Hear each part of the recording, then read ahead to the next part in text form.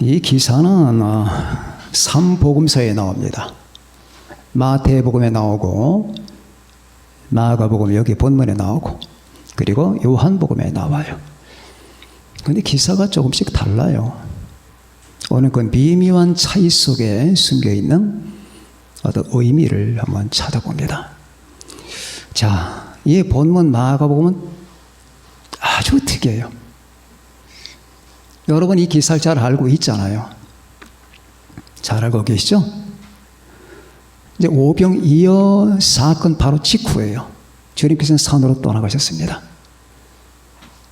군중들이 모여서 주님을 붙잡고 왕으로 삼으려고 하니까 이 세상에 육신의 왕, 물리적인 왕으로 삼으려 하니까 주님께서 떠나가셨죠.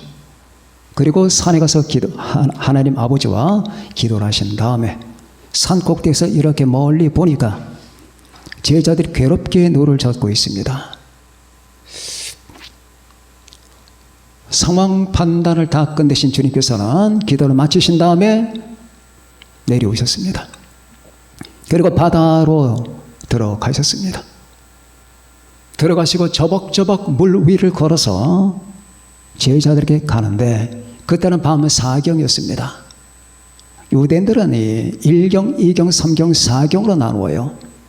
1경은 저녁 6시부터 12시까지, 9시까지. 그리고 2경은 9시에서 12시까지. 3경은 12시에서 3시까지. 4경 3시에서 6시까지입니다. 밤 4경이니까 새벽 3시에서 6시쯤 됐을 거예요. 물론 어두웠고 캄캄했다고 하니까 3시 쪽이 맞습니다.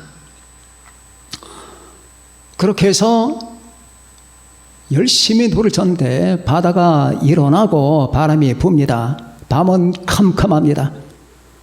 그 시커먼 밤바다에 뭐 둥대가 있습니까? 이 배가 크길 합니까? 막 풍랑이 일어나니까 배가 뒤뚱거리면서 뒤집힐 것 같은 고난을 겪고 있었어요. 그런데 저쪽에서 누군가가 옵니다.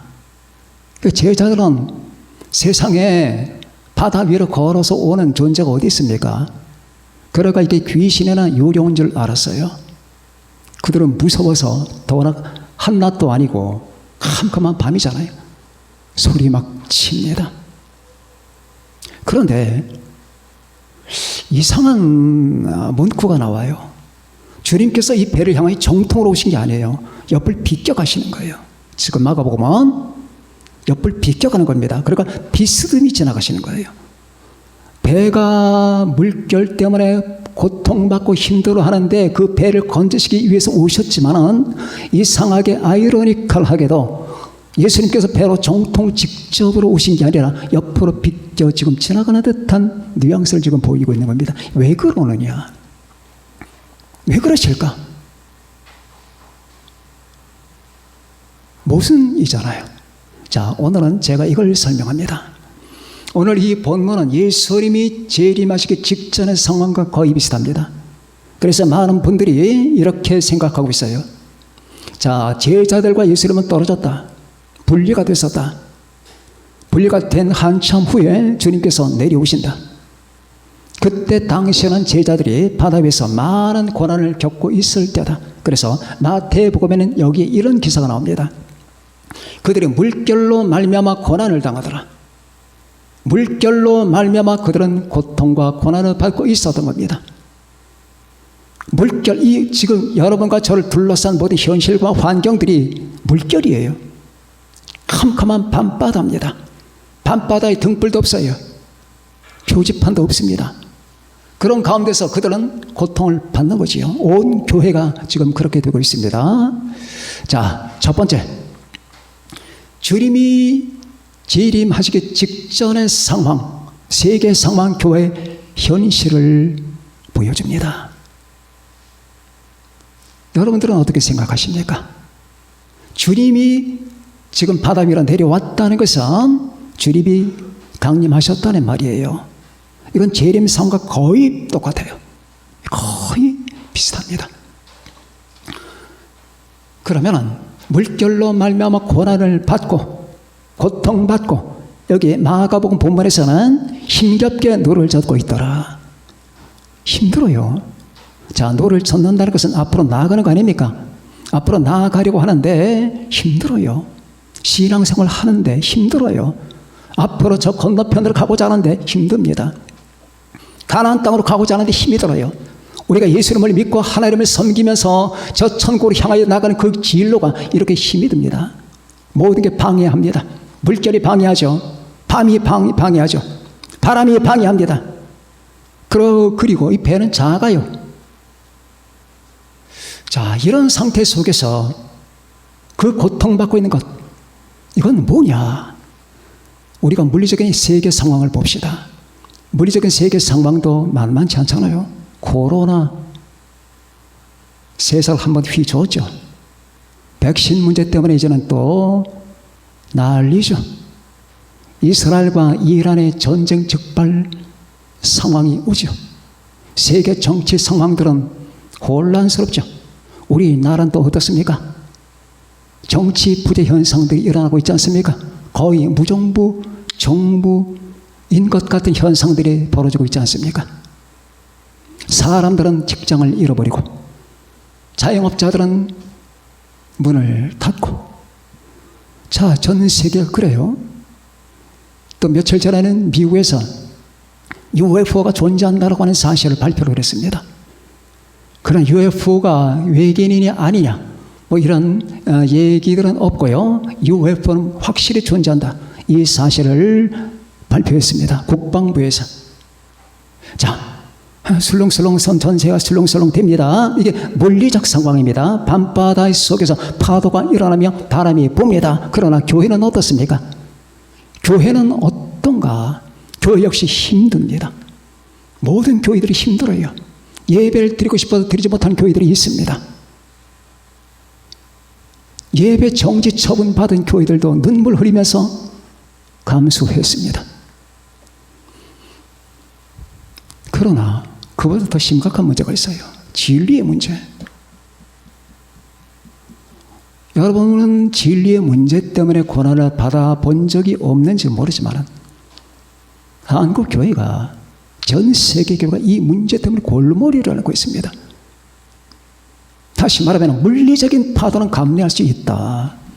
영적인 파도, 이 진리의 파도는 힘들다 말이에요. 왜? 교회에는 진리가 선포되어야 되는데 교회에서 진리가 선포되지 아니하는 것, 이게 이제 문제라 그 말이에요. 목사님, 교회에서 진리가 선포되지 않는 것도 있나요? 있죠. 교회는 하나님이 주인입니다. 그렇죠. 신본주의예요. 인본주의 교회가 태반이에요. 인간 중심된 교회, 인간의 프로그램, 인간의 모든 여러 가지 그 계획안들, 인간의 행사, 인간이 서로 기뻐하는 거, 여기서 하나님이 기뻐해야 돼요. 우리가 기뻐하자. 야, 성도들끼리 모여서, 여신도 모여서 뭐 기뻐하고 뭐 얘기하고 흥겹고 사업하고 바자회하고 다 좋다 말입니다. 그것이 하나님의 영광을 위한 것이냐, 하나님을 기쁘시게 하는 것이냐, 당신들이 기뻐하고자 하는 것이냐, 목사님이 기뻐하고자 하는 것이냐. 자, 이게 인본주의라고 하는 거예요. 거기다 교리가, 십자가 교리가 빠졌네. 기독교에서 십자가, 예수 그리스도 중심의 십자가 교리가 빠지면 뭘 하겠다는 거냐. 빵집에서 빵이 없다면 그 빵집 문 닫아야지. 길 가던 길손들이 배가 고파서 빵집에 들어갔네. 빵 좀 주세요 했더니 하는 말이 빵이 없습니다. 그럼 뭐가 있습니까? 예, 잠깐 여기 농담하다 갑시다. 내가 농담하러 들어왔습니까? 내게는 빵이 필요합니다. 물이 필요해요. 나 죽겠다고요. 빵집은 빵을 파는 게 기본 도리가 아닙니까? 근데 어떻게 빵집에서 빵이 없고 나에게 농담을 하겠다는 얘기입니까? 이게 교회의 현실인 경우들이 종종 있단 말이죠. 들어가니까 농담이야. 수없는 말을 쏟아내는데 다 들어보니까 다 농담이야, 농담. 아무 가치 없는 얘기들. 물론 다 교회의 현실이 다 그렇다는 건 아닙니다. 그런데 이런 현실들이 많아. 긍정의 힘, 나를 응원하라? 하나님은 뭐 이런저런 주의? 제가 지금 알면서도 말을 못하는 것들이 많이 있습니다. 왜? 피해를 보는 교회가 있을까 봐.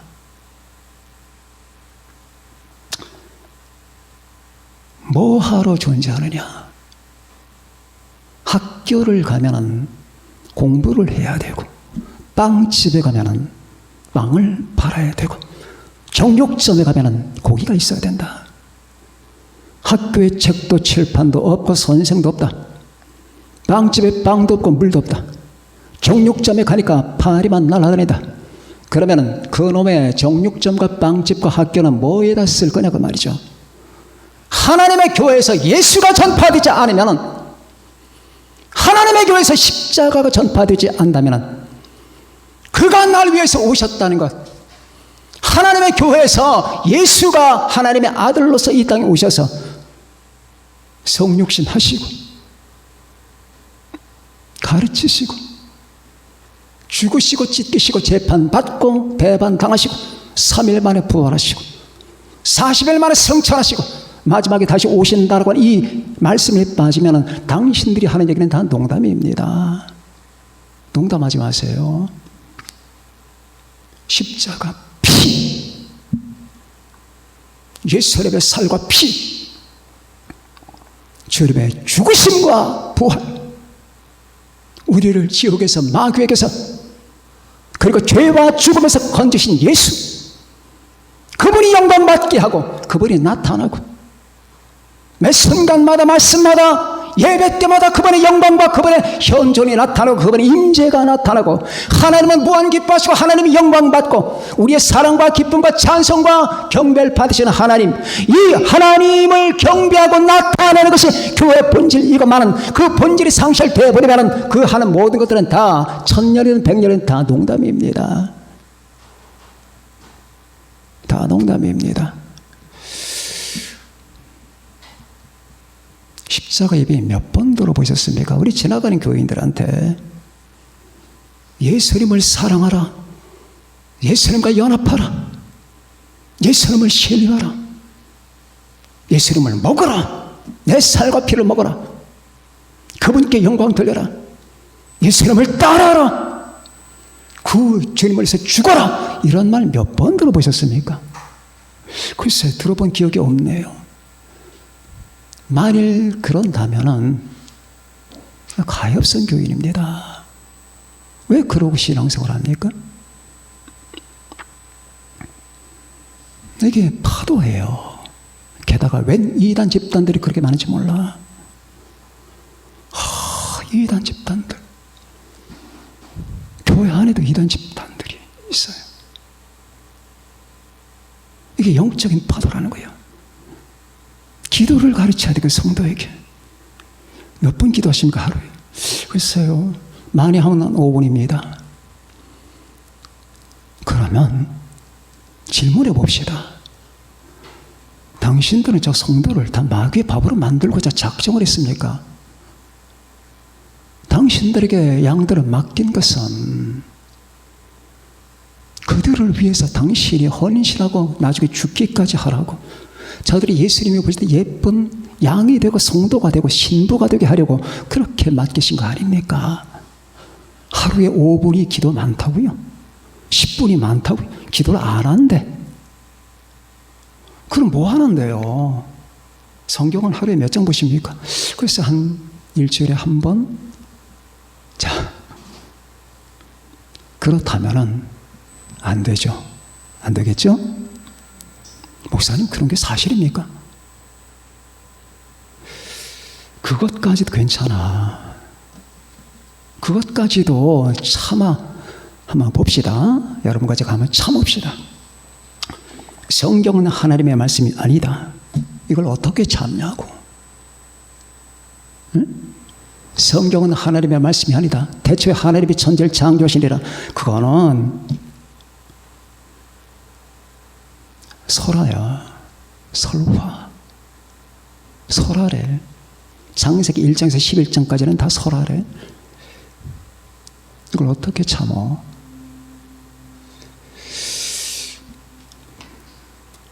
빅뱅이 맞아.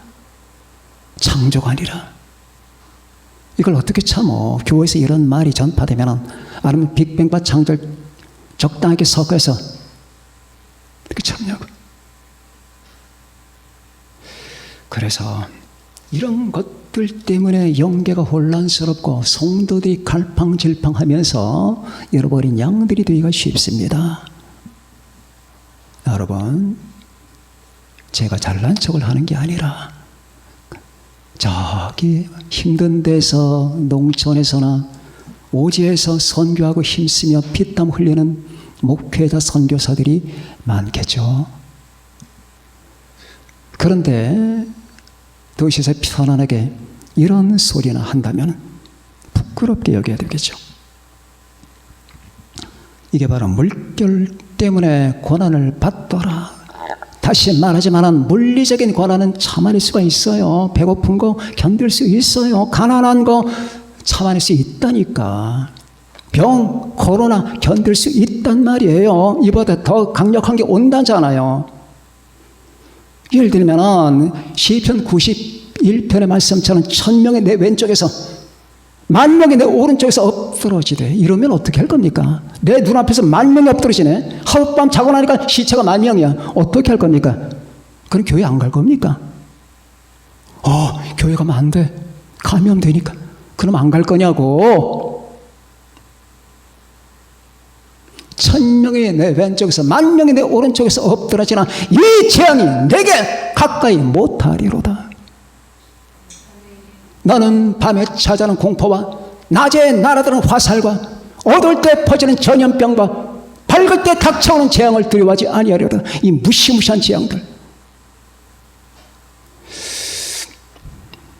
자, 여러분과 저나 현 세상의 모든 세속적 사람들도 사람이지만 신자들이, 제자들이 물결로 괴로움을 당하더라. 물결로 괴로움을 당하더라. 바람과 밤바다 속에서 이들은 힘들었겠죠? 이게 주님 재림 직전의 상황입니다. 그래서 주님은 인자가 올 때에 믿는 자로 보겠느냐 라고 의미심장한 말씀을 하셨어요.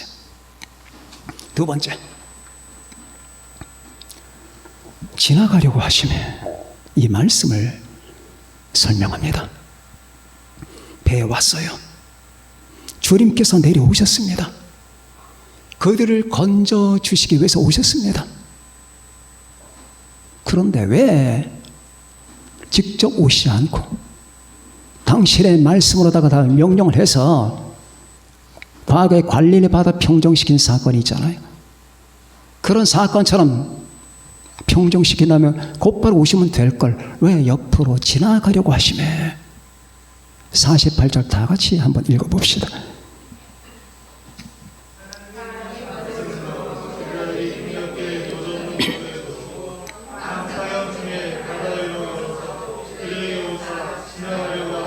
아멘. 지나가려고 하시매.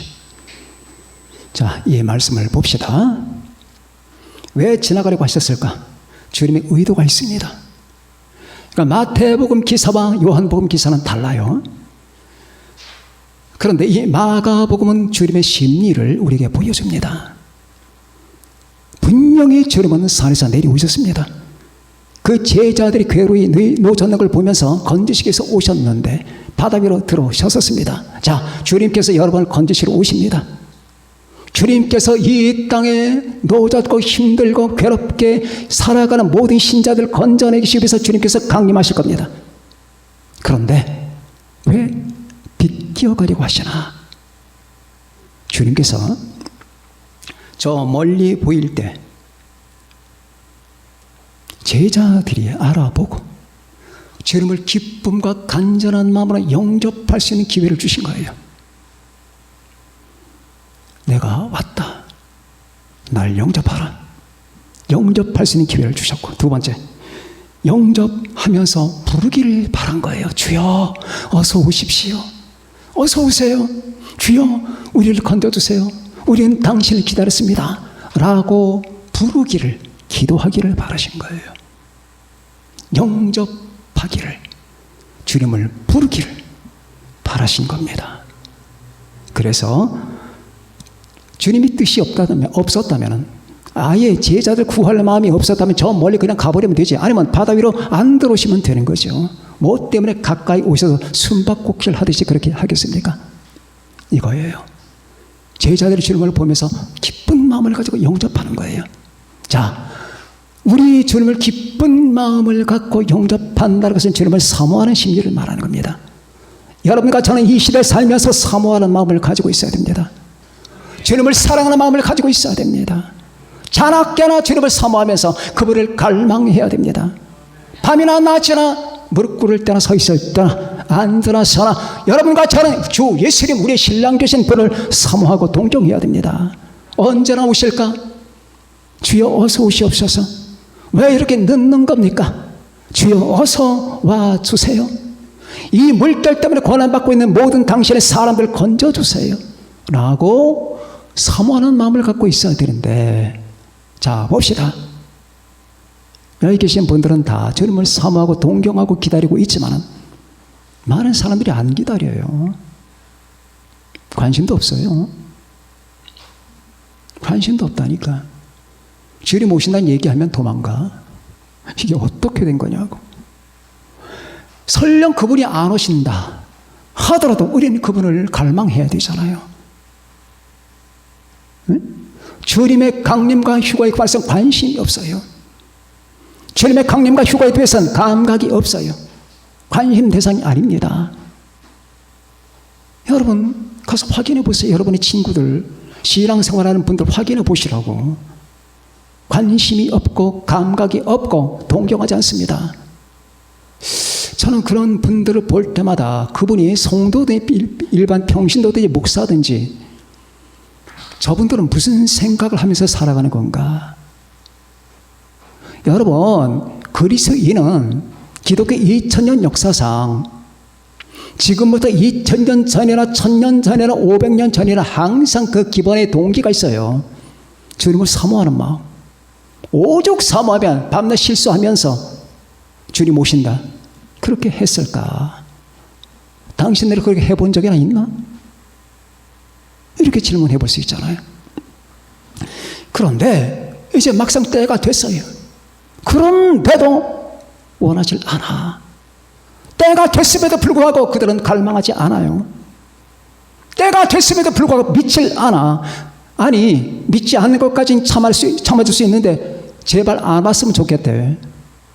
자기 삶이 정지되니까, 중단되니까, 자기 삶에 타격받으니까, 아니면 나의 모든 프로젝트가, 내 모든 플랜이 그냥 방해를 받으니까 조금 늦게 왔으면 좋겠다느니, 아니면 이 시대가 아니야.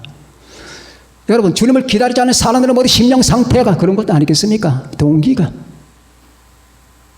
주님은 여러분과 제가 학수고대하면서 사모하면서 영접하기를 바라는 거예요. 어서 오세요. 제가 고등학교 시절에 그런 사건이 하나 있었습니다.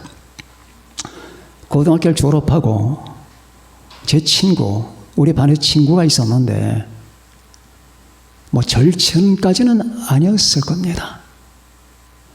그때 그 친구가 내가 사는 동네에서 한 30분 이상을 걸어가면 그 동네에 살았어요. 자주 가끔 만났는데 가끔 만났습니다. 그런데 어느 날은 그때 겨울이었습니다. 그 친구를 찾아갔어요.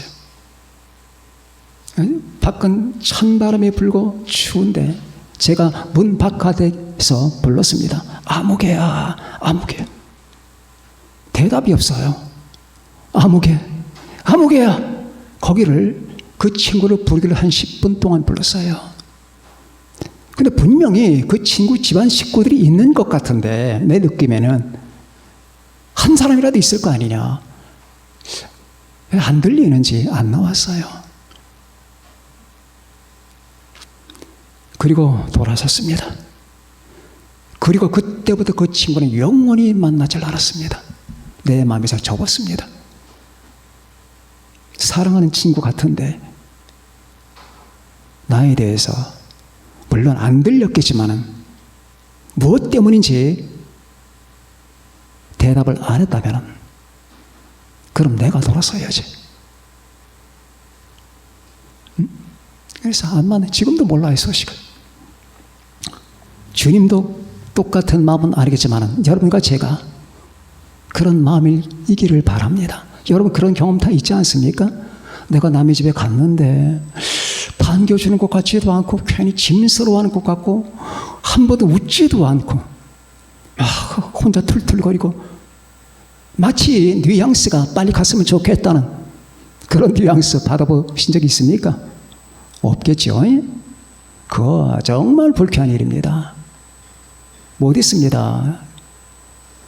그 사람이 아주 상습적으로 나를 괴롭히고 자주 찾아오고 막 뭔가 달라고 하는 그런 사람이 아니라면 어쩌다 찾아온 친구는 예고를 하고 왔든지 예고를 하지 않았고 왔든지 여러분 반듯하게 예의를 다해서 기쁨으로 대답하세요. 교인들도 마찬가지예요. 그렇게 안 하잖아요. 영원히 남아요. 영원히 남아요. 잊지 못합니다. 주님께서도 여러분과 제가 주님을 영접하기를 바라신 겁니다. 그런데 주님을 영접하는 것뿐만 아니라 불러야 돼요. 주여, 주여. 근데 주여를 안 불렀어요. 그죠? 오히려 귀신인 줄 알고요. 혼령인 줄 알고 그들은 소리쳤습니다. 소리쳤더라. 막 소리쳤더라. 주님은 그걸 봐주신 것 같아요. 소리쳤더라. 그제서야 주님은 나다 라고 말씀하시는 겁니다. 여기서 소리친다는 거, 주님을 부른다는 건 기도입니다. 이 시대는 기도가 절실한 시대입니다. 기도를 하셔야 됩니다. 성경 보셔야 됩니다. 우리 여기 계신 분들은 다 거기에 해당되시는 분들이겠지만은 기도하셔야 됩니다. 나는 미천하고 아무것도 아닙니다. 저는 죄인입니다. 그러나 하나님이 저를 여기 세우셨습니다. 세우신 자가 하는 말 무시하면 크게 당할 겁니다. 크게 당합니다. 작게 당하는 게 아니에요. 자, 기도하셔야 됩니다. 주여 불러야 됩니다. 그냥 지나가지 마세요. 우리는 당신을 기다린 지 오래됐습니다. 주여 어서 오세요. 왜 그냥 지나가시려고 합니까? 주여 이 물결을 평정시켜 주세요. 주여 우리는 힘듭니다. 사는 게 힘들고 신앙생활하는 게 힘들고 존재하는 게 힘이 듭니다. 주여 저희를 도와주세요. 어서 오세요. 주여 기다리지 마시고 더 이상 기다리지 말고 오세요. 와주세요. 주여 우리는 당신을 사모합니다. 우리는 당신을 동경합니다. 주여 우리는 날마다 당신을 갈망합니다.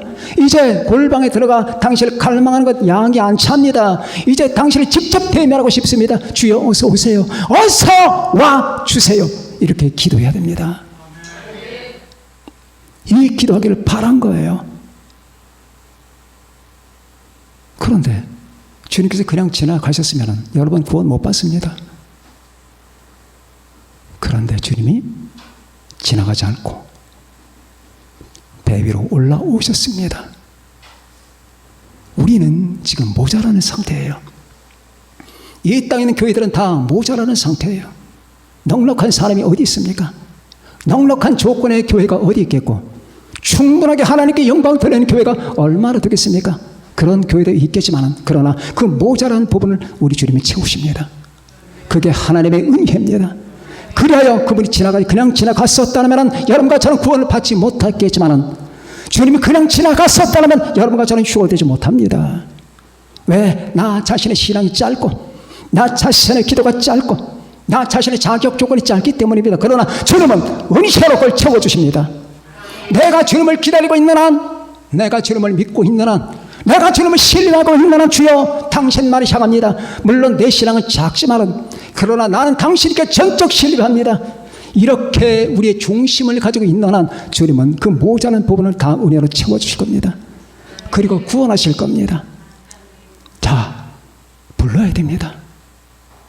볼지어다. 내가 문 밖에 서서 두드리노니. 요한계시록 3장 20절. 이것은 구원받지 못한 사람이 구원받을 때 말씀이 아니에요. 주님이 오시기 직전의 말씀입니다. 계시록 3장 20절의 말씀이거든. 볼지어다. 내가 문 밖에 서서 두드리노니. 누구든지 내 음성을 듣고 문을 열면, 자, 주님을 영접하고자 하는 마음 충분히 갖추고 내 음성을 듣고 문을 열면 내가 그에게로 들어가 그와 더불어 먹고 그는 나와 더불어 먹으리라. 주님과 결혼식에 참여한단 말이에요. 오늘 이 말씀을 들으신 여러분과 같이 우리가 주님을 만나기 직전의 상황은 더 힘들어질 겁니다. 우리가 노젓기는 더 힘겨워질 겁니다. 세상은 캄캄해지고 바람은 더 세게 붑니다. 그러나 여러분, 이 밤바다 위에 한 분이 서 계심을 잊지 맙시다. 우리 주님께서 곧바로 오십니다. 문 밖에 서 계십니다. 문 밖에 서 계시는 분, 이제 문만 열면 주님과의 만남입니다. 그 날을 바라보면서 여러분과 제가 이 거친 밤바다를 잘 건너서 요한복음에 나온 기사처럼, 요한복음 6장 이 기사가 나옵니다. 그들이 기뻐서 주님을 영접하니 그들이 원한 땅에 도착했더라. 그게 바로 이 사건이 다른 거예요. 우리는 수고의 목적을 이루실 겁니다. 모두 다 이 시대에서 승리하고 하나님께 영광을 돌리며 이기시는 성도가 되시기를 예수님의 이름으로 축원합니다. 기도하십시다. 다 같이 우리 말씀 생각하시면서